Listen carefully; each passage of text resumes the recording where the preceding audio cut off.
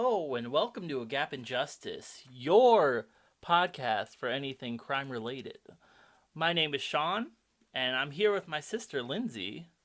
Hey guys, How you doing today, Linz? I'm doing very good. I'm really excited to be doing our first podcast together. We've been talking about it for a long time, and I'm super excited.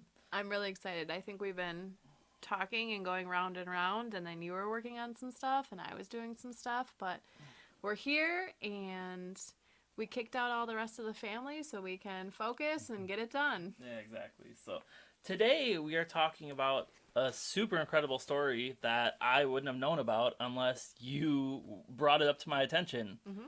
And it is very close to home, which is shocking. It is very close to our hearts because my niece is about the same age as the person that we're going to talk about today. Yeah, so today we're going to talk about Alexis Patterson. So Alexis went missing when she was 7. She went missing from Milwaukee, Wisconsin. And the reason we wanted to do this case is we are based out of Wisconsin. So we live very close to Milwaukee. The other reason that I really wanted to do this case first is because I don't think this case got enough media attention at all. Now, this is a 17-year-old case. But even then, this is a 7-year-old who went missing and she's still missing. And the first thought that I always think is like, where'd she go? What's going on? You would never. And here on the screen it is her at the age of abduction and a photograph showing how old she would be at the age of 14. So, somebody must have seen her, obviously. Someone had to have seen something, but I haven't heard of this case at all until you brought it up to my attention. I was very intrigued because it's very close to home. So why do you think this didn't get as much media attention as some of the other cases? So, there's been a lot of talk about how minorities do not get as much media attention. And, this case was actually featured by John Walsh this year. And he did a lot of talking about that, where just if you're a minority, your case tends to fall through the cracks. I know about a month after Alexis went missing, Elizabeth Smart was found. Oh, wow. And so, I think that the media gobbled that up, huh? Yeah, I think that probably took over. I also think, too, another interesting thing to point out in this case is that obviously another famous case, I think, in Wisconsin is Jamie Kloss. Okay. And we know that Jamie Kloss was just found. And with Jamie Kloss being found, people were kind of got a renewed hope that we could then find Alexis because she's been missing. Now, Jamie was missing for months. Alexis is going on a long time. Like I said, she disappeared in May of 2002. So if she's still alive, she would be 24 years old right now. Wow. So we have a few pictures to show you guys later in the podcast, but right now, this is really hitting home because my niece, my sister's beautiful daughter, is 7 years old. It's the same time that Alexis has been abducted, yet no one has any idea where she is. Mm-hmm. Me thinking to myself, I don't think there's a time where Ashlyn is not by her side. Right. Or she is not, I don't know where her whereabouts are. So what is the story behind it? Where do they think she got abducted? How do they think things went down?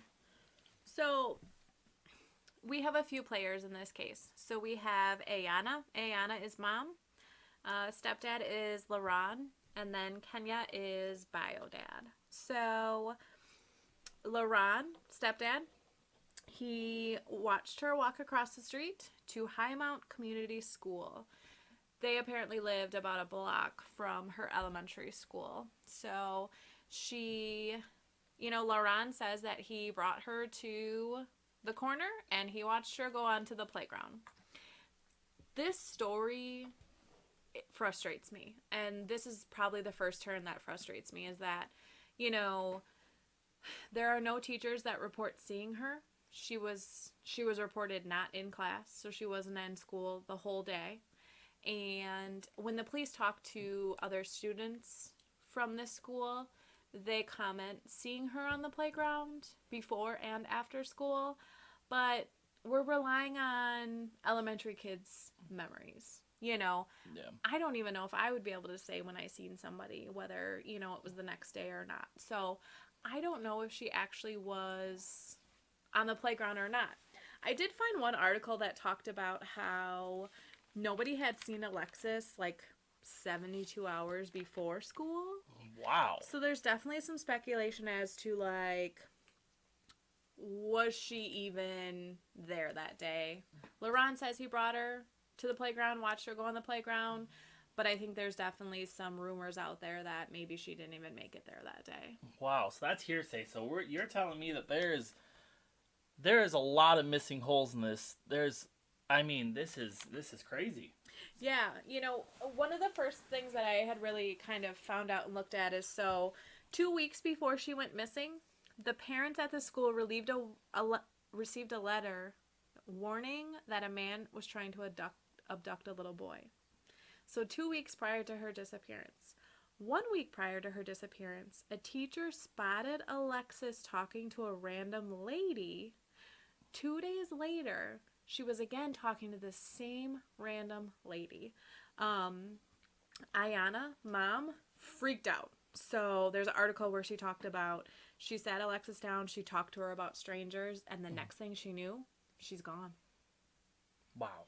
That's intense. So there is no recollection or any evidence of who this mystery woman is. None. None that you could find. Wow. That seems very hard to believe when there is so many people outside of a school. It's a neighborhood. Milwaukee is a pretty busy place. Absolutely. It's not like we're in the country. This is a city, people. That there has to be some sort of eyewitness somewhere around here. So that's a scary thing. Stranger danger, obviously, it's one of the first things you teach your child when they're going to school. And honestly, it sounds like Ayanna did a really good job of saying, hey, this is some stuff that I heard is happening in school, but I also think it's like different when I just think it's different. I try to talk to my own 7-year-old about, like we have a keyword and like, unless somebody says this keyword, you're not allowed to go with them. But, they've done like research about there's certain ways that people can lure kids in. And honestly, I think like mentally I think mentally any 7-year-old could really fall into being abducted. Exactly. If that's what happened. Yeah, a child doesn't understand boundaries yet or understand the fact that someone's out to hurt them sometimes. They definitely have the little bit of, obviously they're children. Mm-hmm. They don't think like adults. So you have to think of it in that aspect, I guess. So, wow, they think she got abducted at the playground. So here's a picture of her neighborhood. It's right across the street. Mm-hmm. So if LaRon, the stepdad, is saying that she had to walk that far and he watched her the whole way, what are the other aspects of this case, Linz? Okay, so, like I said, the teachers later reported that she wasn't in class all day long. Ayanna and LaRon didn't even find out Alexis was missing until the end of the school day. So at the end of the school day, they immediately went to the police. And so they immediately went to the police and Alexis was identified as a missing person. The interesting thing about this case is the Amber Alert wasn't even adopted in Wisconsin until a year later. So there was no Amber Alert put out for Alexis. We weren't at that point yet. So there was none of that. Wow. Alexis actually remained a missing person for 2 weeks. It wasn't until about 2 weeks later it actually turned into a criminal investigation. When it turned into a criminal investigation is when a lot of the scrutiny fell onto mom and stepdad. So stepdad has a past criminal history. And there was a lot of articles that talked about him failing a polygraph, but he's always maintained his innocence. The questions that he failed have never been released to the public. So... Wow, that's some shady business, huh? Yeah, you have no idea. I listen to podcasts, I read all of this true crime stuff, and I think one of the things that bothers me the most is when police departments don't release a lot of information. And while I understand why they don't release all their information at once, I think we're now 17 years later. You need to release some information if you have it. And none has been released, you know. Yeah. I think the other sad thing about this case, too, is there's only a $10,000 reward. Only $10,000. And, you know, I think if you look at some other cases, there's a lot higher rewards for kids. I mean, she's a kid. Like, I keep going back to that. Like, you're a kid. Well, me going back to it, what you said prior at the beginning of that statement was it took 2 weeks for them to say anything was criminal. Mm-hmm. So you're telling me that a mother of a 7-year-old, Yep. a stepfather of a 7-year-old, don't know the location of your own child. Yep. And it's not worrisome enough to make it criminal. Well, I don't think that was on the parents' part. I think that was on the Milwaukee police. No, exactly. Yeah. That's it's just crazy to me to think that even after 24 hours, if you don't see a 7-year-old child, it's nuts. They did do an intensive search, so, you know, it seems like they did quite a few searches. So they set up a command post. The command post was there for weeks, you know, and they continue to try to search places that they think she could have potentially gone. I had seen a rumor also that apparently an anonymous tip was called in saying that Alexis was killed and thrown into the Milwaukee River. Wow. So I'm not really sure what kind of follow-up you can do with that. You know what I mean? The Milwaukee River is huge. And I mean, I don't know the like current patterns, but I'm pretty sure you could probably throw a body in there and you'd potentially never find it. So, you know, another key player that we haven't really talked about yet is Bio Dad Kenya. So at the time that she went missing, he was actually imprisoned. He got out 3 days after. Wow. Of her missing. Wow. Yes. So speaking of his parents, or her, I mean, Alexis' parents, obviously, they're being counted out right now by the police. So, I mean, the school's not doing anything. They're not taking any responsibility for it. The parents, even though the stepdad has been through, I mean, a lie detector test and not been 100% accurate with it, they are still counting them out. All right, so let's keep talking about what Mom has always been a huge advocate for this, so even to this day, she still advocates for it. Milwaukee does a lot of like trying to keep this in the limelight, so I think it's definitely there's a lot of attention still in Milwaukee surrounding the case. I just would like to see a little bit more media attention surrounding this in general, you know. Yeah, globally, or I mean, at least in the United States. Absolutely. There's definitely some other things we could look at and talk about, you know, but a whole lot. I mean, honestly, it was semi-hard to find a lot of information on this case. I know one of the things that was brought up was a red truck. So apparently some of Alexis's classmates told police that they seen a red truck parked near the school for most of the week prior to her disappearance. It never dropped off anybody, it never picked up anybody, and then after she vanished, it then disappeared and was never seen again. It hasn't been identified, though, and it's just not known if it's even connected to her case. So I think it's just one of those things that, honestly, you'll really never know. They don't have any other information about it, so it's not even like they could track it down. Wow, being a bystander in a situation like that, it makes you really upset because there'll be some strange things going on and it isn't reported or it isn't talked about. Like, these kids have seen it for a while. Obviously, if the kids are seeing it, there has to be some form of adult seeing it, right? You would think, right? Yeah, but I think we're also relying on the memory of a bunch of kids, and I don't think that that's very reliable. And, you know, I've seen the red truck mentioned a few times, but, you know, it could literally have nothing to do with the case. You know, there's a few other updates. I mean, so she disappeared in 2002, and in 2003, LaRon and Ayanna actually split up. So he was actually charged for making threats, and beating up Ayana. So LaRon and Ayana were no longer together after that. Mm. She has commented that she thinks that he just wasn't doing enough to comfort her after Alexis's disappearance. When you start to kind of really look into that on the internet, there's some speculation about LaRon was dealing drugs and pimping and things like that. He does, I looked up his past criminal history, and he is actually on supervision currently in Milwaukee for a 2008 case of manufacturing and delivering heroin. So it seems like since 2008, so I mean, we're going back 11 years. He's been in and out on parole violations.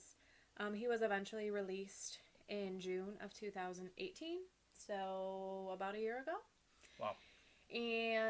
But there's been no real updates about him with that. Like I said, him and Ayana have not been together since 2003 when these threats happened. So on a side note, has there been anything that you've seen online that said that Ayana thought any ill will with LaRon before? Nope, absolutely nope. So there's no, and I think it's a great question, because you'd have to really look at and think about maybe when they were together in 2002, she would potentially keep a secret or not say something, or maybe she didn't even know.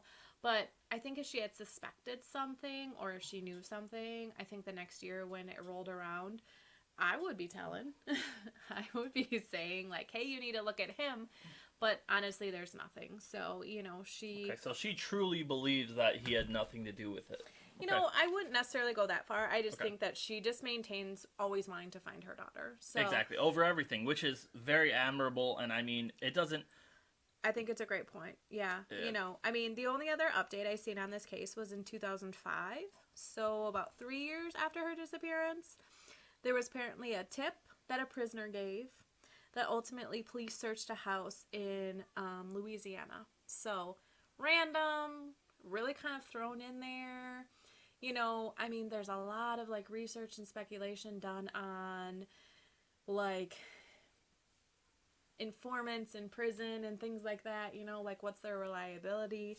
And so, I mean, when I say there was an anonymous tip, like they don't even say what the tip was, what was going on. It's very anonymous, and it's very and much so maybe nothing. Not be a tip. And this is what I mean about like, I understand that police have to keep something a little bit to their chest, but we're looking at 17 years later. Like, can we get an update about what's going on? Because maybe that tip could have turned into, let's say they said somebody looking like her was there.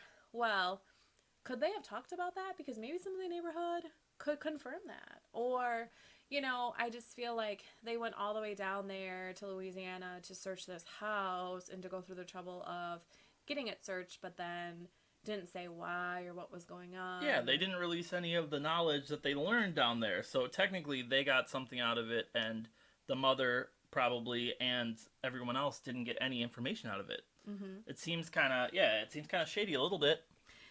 The big thing about this case, though, that's definitely been in the media recently is in 2016, so we're going back a few years, this is when the case really took a turn. So there was a guy by the name of Brian Miller who said he believed his ex-wife was Alexis. So this family lived in Ohio, and he actually got in touch with Ayana and said, hey, I think my ex-wife is your daughter. Crazy, like when you think about it. But, he started talking about things just didn't add up from her past. She literally has no memory of her childhood up to age 10. And so what ended up happening was they used a toothbrush of Alexis's, and it ended up not being a DNA match.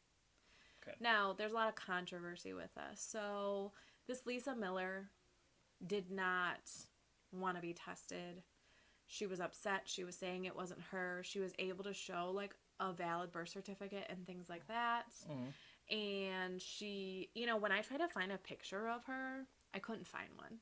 I found one that maybe was her, but I didn't know enough to want to then post it because I have no idea if it was actually her or not. Like she went through, I think, a lot to not be on the internet, and so Ayana thinks that this is her daughter. She still does. She still thinks that this is her daughter. She's pretty upset about. She has actually said she does not think the toothbrush was reliable, that it was potential that the toothbrush wasn't even Alexis's, so the DNA is not valid. Wow. And she actually went and gave the police department her DNA, and they refused to test that. So apparently they tested the toothbrush. They said the DNA match did not match. And then Anna wanted to give her DNA, and they said, nope, she doesn't match, case closed kind of thing. So, some of this, like I said, some of the same identifying marks. So, Alexis had a scar under her right eye and a bump on her left pinky finger. And apparently, Lisa had the same identifying marks. Like I said, I seen one picture, and this picture looked like Alexis. It really did. But I think that, I had somebody send me a picture one time and said, this person looks like you. And it really did, So yeah. I don't necessarily think because it looks like her or because it could potentially look like her when she grew up that has any validity. Yeah. I understand Ayana's being upset, though. Like she said, she doesn't even know if this DNA was valid. And then she then gave the DNA, and they kind of said, no, we already tested it. We're not going to go back and do it again. Yeah, that happened in 2016. So you're talking about a 9-year-old maybe identifying piece of toothbrush. Mm-hmm. And, I mean, looking at it from an outsider's perspective, Lisa Miller, mm-hmm. that's a very generic American name. Sure. I would say Miller is a pretty generic last name of an American. I've known more Millers than... Well, she got married to Brian Miller. Okay. So that's why it was Miller. So, interesting. But it's got to be hard for Ayana thinking that her daughter's there and doesn't want her to... She's not even getting the option to give her DNA to see her. So sure. That's got to be a hard cookie to... really, hard pill to swallow, I guess. Yeah, absolutely.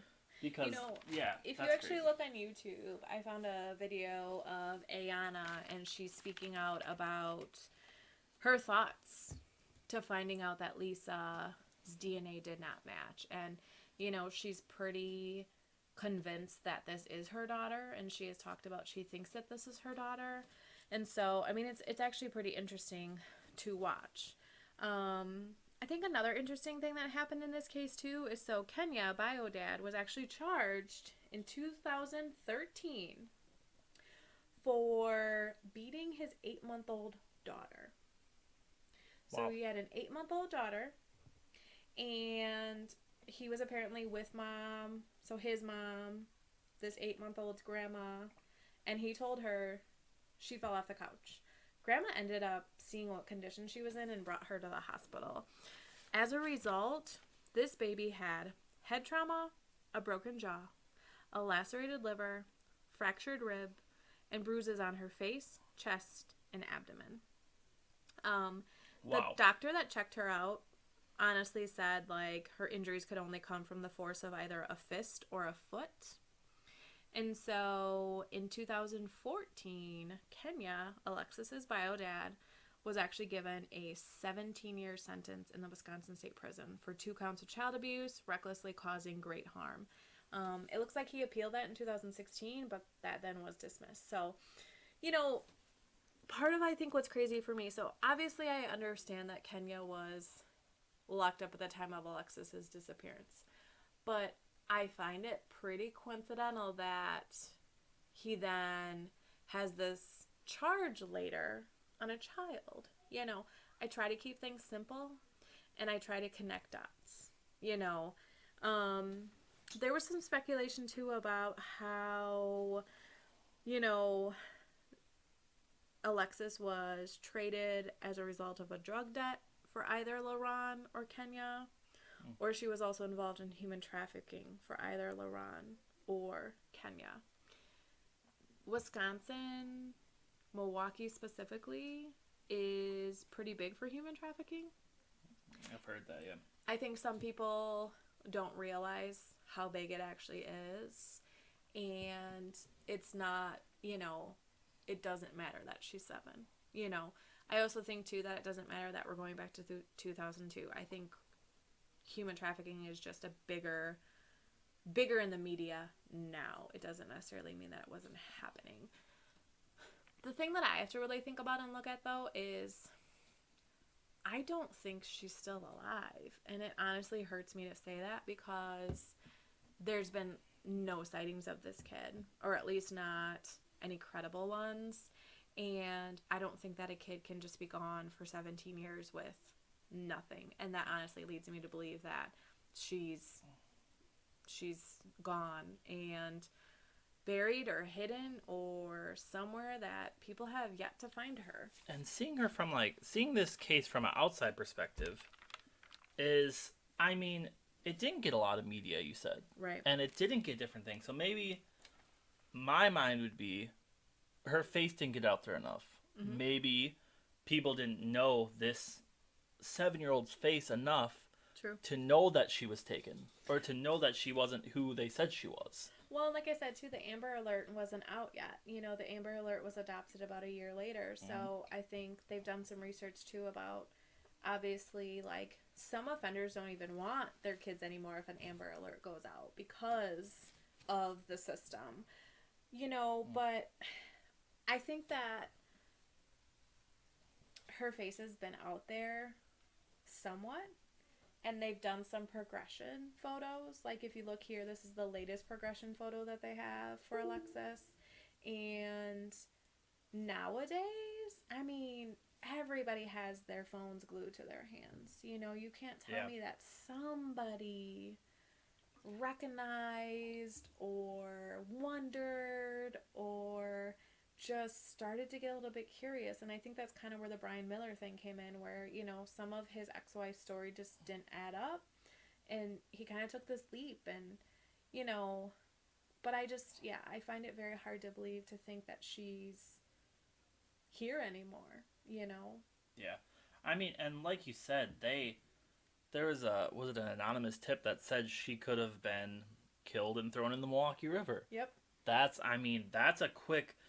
A lot of the times when someone is either thrown in the river or something, it's either found immediately mm-hmm. or you're never found. It's right. Even when people are telling you that they did this crime, I threw them here, sometimes the body is not discovered. Mm-hmm. So it's a big, this is why this case has been around for 17 years, I guess. I mean, and could you imagine, like, diving and going in the Milwaukee River? Like, even if she was potentially in the Milwaukee River, there's a huge possibility that she would never be found. Never, yeah.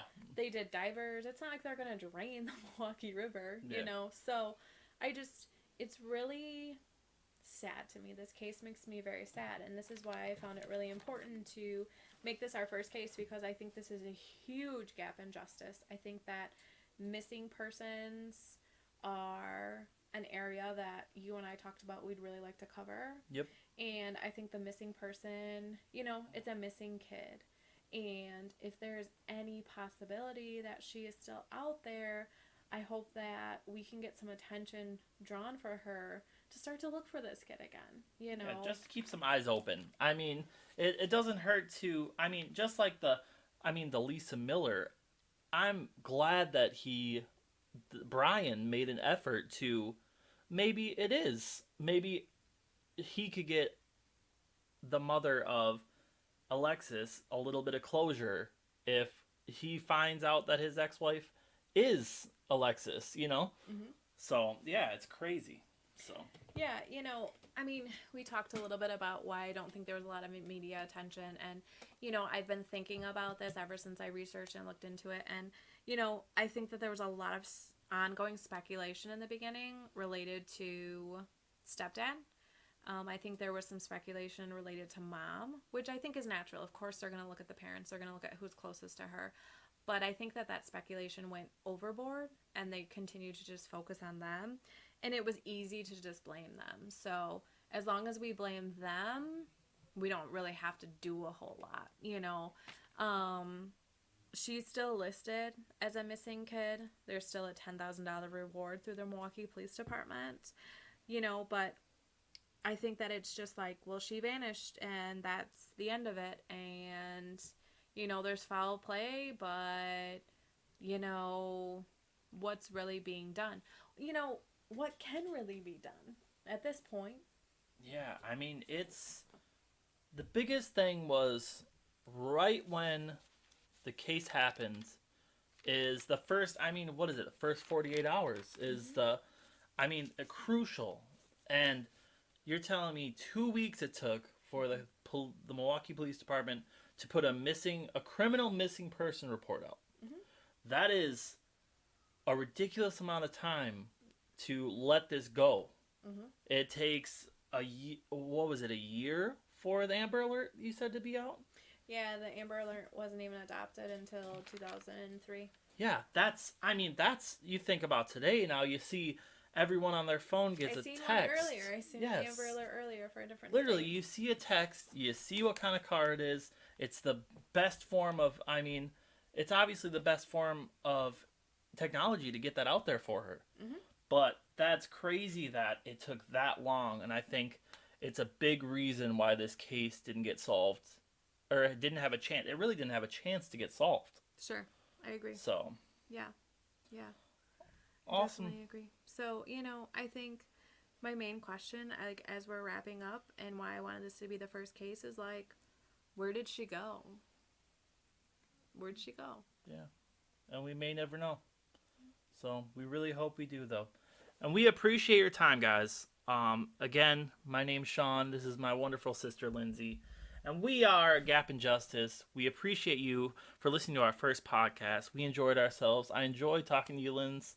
She is my best friend in the whole world. So it's going to be fun doing this wild ride with you guys. We hope to bring some light on a few, missing pieces in our world. So All right, we'll see you next week. peace out, guys. We love you.